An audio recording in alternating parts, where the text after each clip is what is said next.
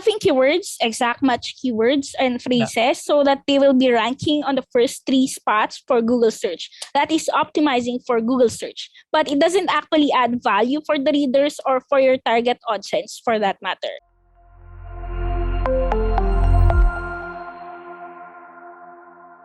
Welcome to SEO Unveiled.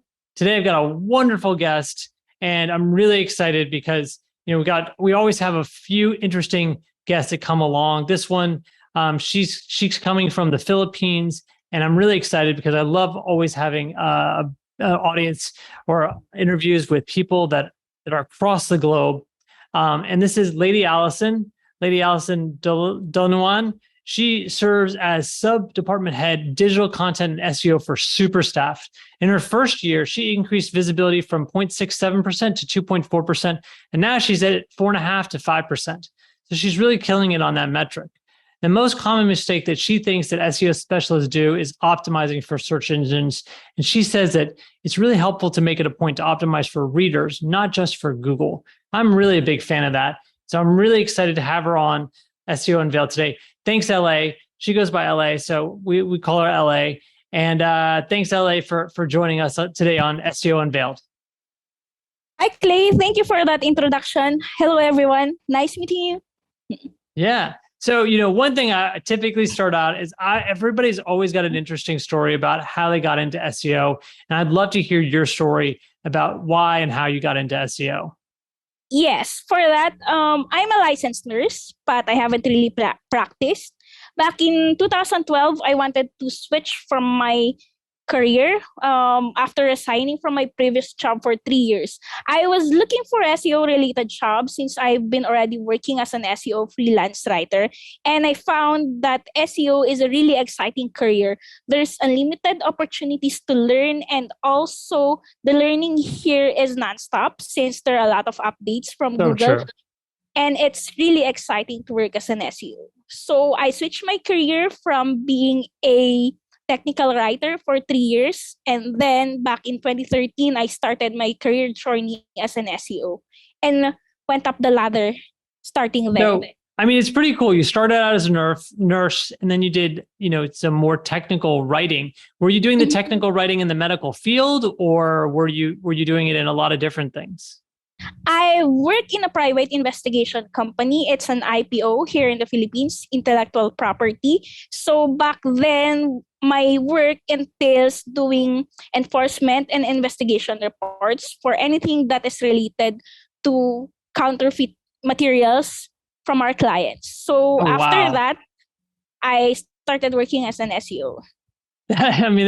That's a pretty technical field, but it's also really different than being a nurse. Yes, so it's kind of an interesting differential. I'm excited. I'm glad you kind of went from technical writing all the way into a lot broader scope of SEO. Now you're seeing so many different parts of SEO. It's kind of like an onion. One layer you know about technical writing, then you learn about keywords, or you learn about search intent, and you learn about technical SEO. There's just so much in the onion to unravel. And I feel like you've definitely unraveled a lot of it so far. And so, one thing that it's always surprising to me is what trends in general people are really excited about that they're noticing in SEO right now. I'd love to know what your take is on that.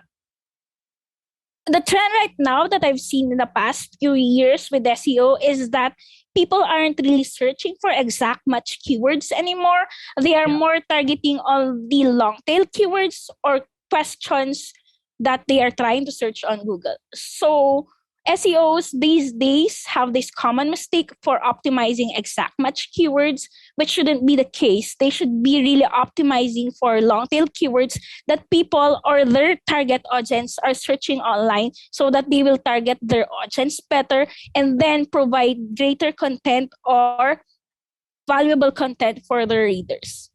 Yeah, that's so interesting. When you're talking long tail, so I always think about, it could be so many different keywords or so many different subject matters. Like, how do you pick the long tail keywords that you're going after, and how do you produce the content that matches it? And kind of walk me through the process that you're doing to make that happen. It's really that simple, Clay. For the long tail keywords, what I actually do is search on Google itself. For people who are searching for those keywords, I have this tool that I'm using, Keyword Surfer, that I add as an extension to my website browser. And when I search for questions or anything on Google itself, on the Google search, then it will actually give me the amount or the monthly search volume for each keyword that is being searched. That alone is very helpful, and that is a very strong and free tool that I can use for targeting the right keywords that I will use for my content and my articles that I will post in my website. So that's it. That's a very primary tool, and it's also very helpful. And again, it's free for use for everyone.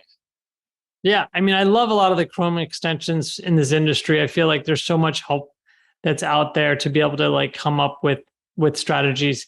So once you kind of honed in on a few long tail keywords, how do you, what are you doing to produce content that makes sense for users? And what's your take on producing the content that's going to rank? Producing content that's gonna rank doesn't actually have to be very technical. It just have to be something that is actually talking to your readers. Like, say, when you are reading an article or a blog post, if it's conversing with the reader, then it's actually really good. People are gonna read that more, and people are gonna stay on that page, and people are gonna actually click those buy now for B2C or business to customer websites. And for those B2B, they're actually going to sign up for the lead generation. It's just a matter of letting the people know that they are valued when they are reading the content that you are doing or writing, and incorporating the right keywords and also the long tail keywords that they are searching for, and also focusing on the intent for the article. So when it comes to, kind of authority, what are you trying to do to build authority in the space so that content feels like it's more impactful for either the readers or for Google? Like, is there anything that you're doing on that side of things? Authority is built with many metrics. And one is the authority that is built when your website has already been there for a very long time.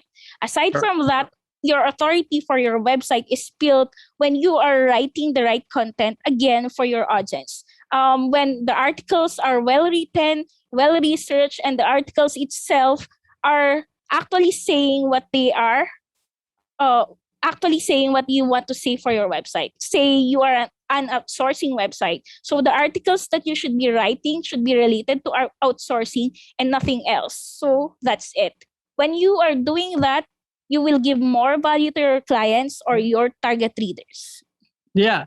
I mean, I think it's a big point of like really focusing on your niche and building out your niche more and more so you can gain more and more authority on that one niche, right? Instead of branching out and becoming an all, way beyond your niche just to try to generate traffic that's not going to be that impactful because they're probably not that interested in your product or your service anyway. So I think that's really helpful. Like how did you initially get interested and have the insight on really focusing on long tail as your main strategy? I have noticed that people who are doing exact match keywords have different search query intent. When you're doing or optimizing for exact match keywords, you don't actually target the right audience. People who do exact match have different intent. Some may be for navigational purposes only. Some would be for informational purposes only. And the ones that really convert are those that are transactional. You can't really actually define that if you are using just exact match keywords. But if you're doing long tail keywords, let's say if your clients or your audience are looking for something to buy, then they will and add the keywords buy now or cheap or for sale. Then with that, the intent is transformed from being informational into transactional, and then actually converts into sales. So there. The focus on long tail keyword is very tricky, especially when you are doing B2B or B2C SEO. Yeah. So, I mean, I think, you mentioned some examples of like, well, if it's for sale or cheap is in the keyword phrase somewhere, then it Mhm. probably has more intent of buying behavior. But how do you differentiate the challenging ones, the ones that it may not seem that clear if they're buying or they're transactional or not? Is there some other thoughts that you have about how to differentiate the people that are looking just for information versus transactional, and how do you differentiate in the kind of gray area? Right now I'm using a tool for that, which is SEMrush, and I'm also open to using other tools such as SEO Radar that you have mentioned. And Yeah. for that, the tool itself is giving you ideas when the keywords that you are using are transactional, informational, or navigational keywords. So there, it's a very helpful tool. Interesting. And so for SEMrush, like, have you have you found that the information they provide, of it being transactional or non-transactional or those kind of things, how valid have you found the tool based upon your expertise? Based on my professional opinion on such matter, the tool itself is very useful, but I cannot single-handedly focus on that or just recommend one tool for doing SEO. In order for you to effectively do SEO, then you have to utilize every tool that you have on your arsenal, and also compare those data in order for you to come up with the right tactics for your SEO strategy. Yeah, I mean, I couldn't agree more that the more and more that I see in this space is that people have an SEO stack, right? And you mentioned SEMrush or SEMrush, and a lot of people use that, or people use Moz or Ahrefs. These are a lot of building blocks of foundational SEO tools that say that they're all in one, but I really think that there's a lot more benefit of adding or complementing a lot of these tools with things like you talked about, like a keyword surfer extension. There's a whole bunch of other smaller tools that are helpful, and a lot of people stack a bunch of different tools to make it really, make it so that they can actually get a lot more done with a lot less staff. So, one thing that I've been hearing a lot about is about AI content. What's your thoughts about that and how that's developing in the industry? AI content isn't actually my cup of tea right now. Yeah. I am more with the content writing with an actual person. Like, again, what I've mentioned to you before, if your content isn't conversing with your audience, then it's no use. So to actually have that feel that you're talking to your audience or having a conversation with your audience is to have someone who is exceptional in writing your content, or who is really knowledgeable in writing the content that you are about to put out there for your audience. So I am more with the content writing with a really good writer, so that it will have this conversational feel with the readers or your target audience. And I mean, how are you finding great writers that know a lot about the subject matter that you're trying to rank for?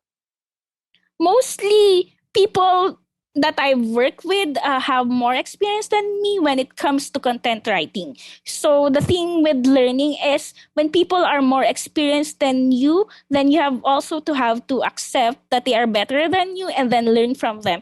And from what have experienced with my writers, they are adept in writing anything, and they have been very very good when it comes to adapting with the industry that we are currently right now. So most of them have been technical SEOs or research writers in the past, but I have utilized them fully with their potential when it comes to writing outsourcing and call center industry related articles. So they are very adaptive when it comes to their talents and their writing skills, and it's a continuous learning process. That's cool. I mean, I think it's great that you have a staff of great writers. So I mean, one of the things that I always wonder about is, what are you doing to stay ahead of the curve on trends and changes in SEO? Because you talked about, your kind of content strategy, but it feels like every couple years, there's more and more things that are changing and things that you have to really think about. So what are you doing to stay ahead of the curve? Data analysis. Mostly when it comes to SEO, all the data is already in front of you. But most SEO mistakes, one of the many SEO mistakes that are being done, is not actually analyzing the data that's in front of them. When you actually analyze the data in front of you, you will have this SEO strategy that is geared towards developing a good SEO strategy for future references or for future use. So when you analyze this data, you will be able to identify SEO strategies that will be working for you and your company in the future. If you fail to analyze this data, then you won't be able to pinpoint or come up with an SEO strategy that will be beneficial for your company or for your industry. So this is very crucial and very important, data analysis. Cool. I mean, so the data in front of you, are there a few tips about what kind of data is important? What kind of data are you looking for when you're thinking about or if you're telling a friend that's new to SEO, what kind of data should they go look at? Usually the low hanging fruits, for that matter. When I say low hanging fruits, those that most SEOs don't actually look for. And when it comes to, let's say, B2B marketing, you should be looking at the devices that most of your audience are looking for. Let's say if most of them are using mobile, then you should be more focused on optimizing your mobile for that matter.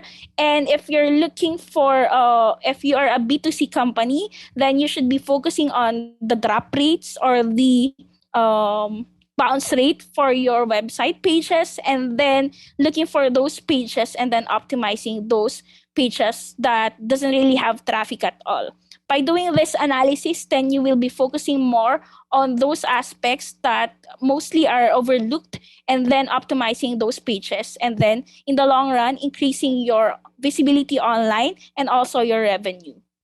Yeah, I mean, it's a really interesting point where you started out with device, because I definitely see on B2B that there's still a real strong preference for laptops, for like desktop, Yes. right, versus mobile. And it's kind of crazy to me because I've had a lot of I've worked in a lot of different kind of companies, and most of my last 5 years of my career I were primarily in kind of the consumer space. So I saw a lot of mobile use, over 50% in most cases of mobile use. And I saw the drift from like 40% to 55% or so over time. And the interesting thing is, now I'm at a company that's a lot more focused on B2B SEO as like a B2B SEO tool. And so I see a ton of traffic, like 90 or more than 90% are from desktop, non-mobile computers, which is super unusual to me because I'm Very interesting. I've been so focused on mobile first and mobile responsive, and everybody in the community typically is, because most people, a lot of people that I work with are, consumer, like e-commerce or travel or real estate or the automotive space. We cover a lot of spaces here, and so we see a lot of consumer stuff. And as far as our clients' websites go, and the funny thing is, like you see the opposite there. You see a lot more mobile usage. And so with what we've been doing here, we've definitely made sure our product can do a lot of great things on mobile as well as desktop. Even though our traffic is so much desktop, it's just kind of funny how there really are two worlds. There's really the consumer world, and then there's the B2B kind of world where it's still a little bit different than people pulling out their phone, because people don't really want to research kind of productivity things on a phone. So it's just kind of funny. Yeah. When I was working for someone before in the past with the cybersecurity industry, I have asked why their data also has more when it comes to desktop for the devices. And my theory there back then, and the answer that was given to me is because more people or more businessmen or more businesses feel that they are more secure when browsing on a laptop or a desktop rather than when they are using their mobile devices. So that's probably the reason why for B2B businesses, you will see on your data on analytics that you have more traffic when it comes to desktop or laptop devices. See, I mean that could definitely be true. I just kind of feel like, well, there are certain, when you're doing stuff for work, you're not usually doing a lot of work on your phone. Maybe you're doing email on your phone, but if you have to open up like, Excel and some, like you talked about data analytics tools or Google Analytics or Google Search Console or SEMrush, if you're opening up all these tools take up kind of a lot of screen real estate.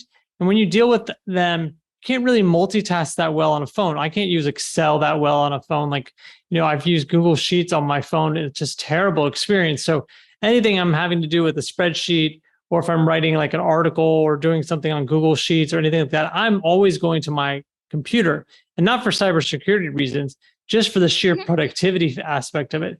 So that's, I don't know if the cybersecurity thing is true. Maybe that's true. But it also could be true that people just use a desktop computer for more business-oriented stuff because the programs and the things that they're doing are just more complicated, right? So I can easily read information or watch YouTube videos or listen to podcasts on my phone, but doing data analysis is much trickier on a phone.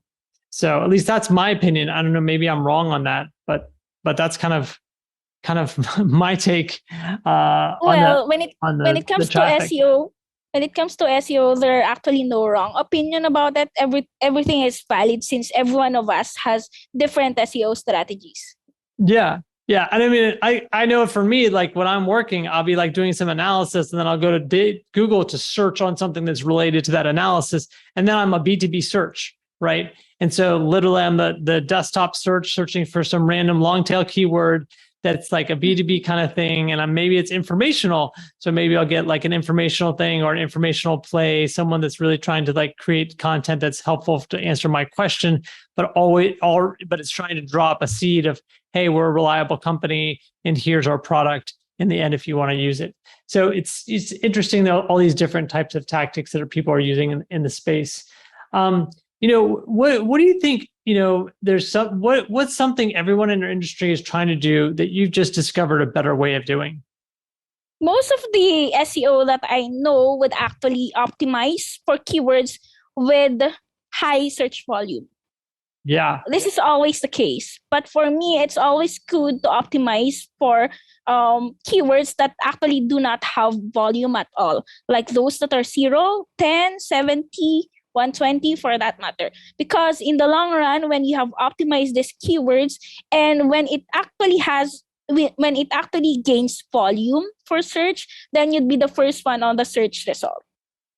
So this is one tactic going after keywords that no one will go after because they don't think there's anything there, like the zeros, the donuts, the zeros, and just cleaning up all the zeros and saying, you know what, we're going to write content for these kind of things, even though the search volume is very, very low. It's probably not 0, but it's probably low enough where Google doesn't really know much about it, but then no one's competing for it. So then you compete for it, you rank number 1 or number 2, and then there actually is volume there because, maybe you rank for a couple other terms too, or the volume starts to appear because there really is volume there, but there was just no good results before.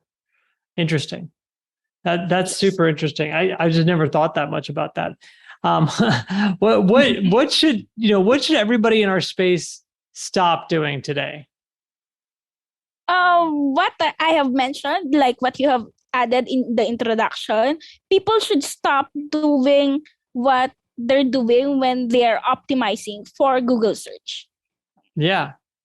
And what do you mean by that? Like, can you give me an example of like what you see and how people are optimizing for these Google search and like, what do you think is a bad example of all of what happens? stuffing keywords, exact match keywords and phrases so that they will be ranking on the first 3 spots for Google search. That is optimizing for Google search, but it doesn't actually add value for the readers or for your target audience for that matter. Yeah, I mean, I see that all the time. I search for stuff like, search for a random thing, or, search for like the best XYZ. And sometimes you get a good article, maybe by like Wirecutter or like a blogger that like really does in-depth hands-on reviews of certain things. But then you also get like top 10 lists of someone that it just literally looks like they just pulled down 10 items off Amazon. And and there's like pros and cons that are like the just taken from the Amazon listing. And so it's a little bit like, someone spent 20 minutes putting together an article, but never used any of the stuff. And that to me is interesting, that stuff still ranks. That stuff still ranks for my searches, even after so many years of Google trying to give me the best content. So I feel like there's still so much room. And I think what you're talking about is some of those types of people that are just trying to put something together to rank for something, but the content is really poorly done. It's poorly written, poorly done content. Yes, exactly. What do you think everyone in our space should start doing, though? For your SEO to have a better SEO strategy, you should start focusing on user intent to provide your readers valuable content, and also content that they can actually use or that they are actually searching for. So when you do this, again, you are adding value to your readers. Yeah. And then how do you understand a lot more about user intent?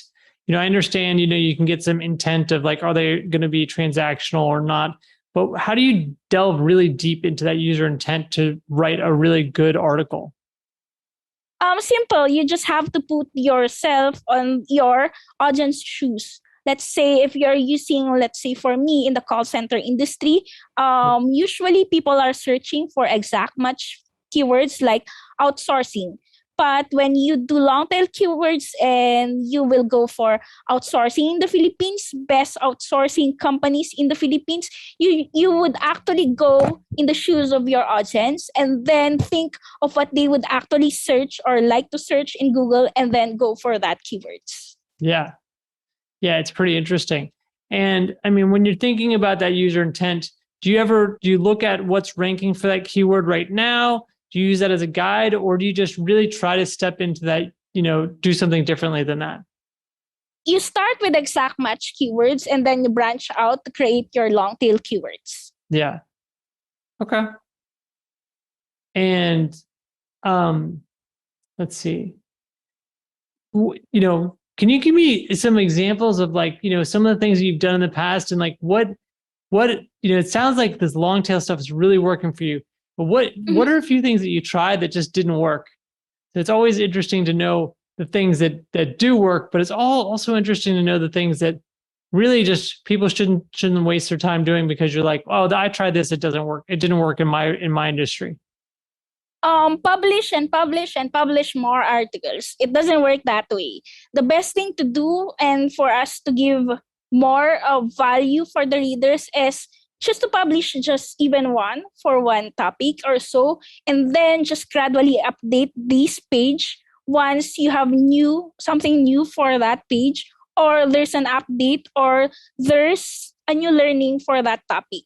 By doing so, you won't lose the value for the page, and you won't be splitting the actual audience that actually goes to the page when you publish more articles that only has one topic. So that's one trick that I have done in the past. Before, I've been publishing more and more articles, but now I only focus on publishing just one page and then updating those pages once content is readily available again.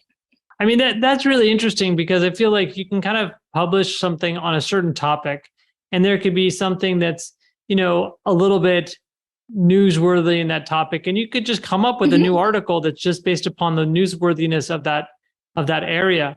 But it could be something that you just incorporate in the older article and you just update it and you pull, you can add the theme throughout or add the update into a what's new part of that whole article. I think that's really interesting of just trying to build up that article to make it better and better over time versus like one and done. Put it out there, try to rank for it. If it doesn't rank, move on to the next and just keep on writing versus kind of just really refine and cater those, the content pieces you have and just more treat them like a plant that you're growing. You water it every day. You add a little bit of sun, and you wait and you give it time. Backlinks build. You add a little bit more water and you grow the plants just like you grow the article over time. So you start with a strong article and then you continually update it every couple months or so to make sure it stays up to date, or adding in some cross links to other articles that you've written, or adding other things that may not even be a real update, but it just continually tries to add a little bit of value here and there. That sounds like a really interesting way. That's very different than a lot of people are just like publish. Let's put out 1,500 word articles, 4 times a week on, the keywords that we're going after this month, and just try to publish a lot. So that's really interesting. Cool. Well, I think we've touched upon a lot of amazing aspects, and I really want to give you some time to tell us, what you're working on, or anything that you'd like to tell us, or how people can get in touch with you if they're interested in following up with you about some of your perspectives. Hi, everyone. If you are looking for any outsourcing or call center agencies in the Philippines, then you should probably look for our company, superstaff.com. You can also reach me through there, through my email, ldulnan@superstaff.com. And probably by first quarter next year, we have this plan to expand. And in the future, we will be offering SEO and digital marketing services for more people to help out there. So Cool. So it's a little bit of like an SEO agency, and you've got a great outsourcing firm that you're working for and building up a lot of great traffic for that. So look, LA, this has been so much fun. I really like talking about all these long tail tips and tactics. I think it's been super interesting, and it's really helpful for people that are stuck in kind of like a hamster wheel of writing more and more articles and going after exact phrase or exact match keywords, where they can do something a little bit differently, and they can broaden their scope and actually create content that's probably better and matches the user intent better than what they're doing now. So cool. Thank you so much for joining SEO Unveiled. I really enjoyed this episode. So thank you so much for joining us. Thank you, Clay. Thank you for this opportunity, and I look forward to talking to you again. For sure.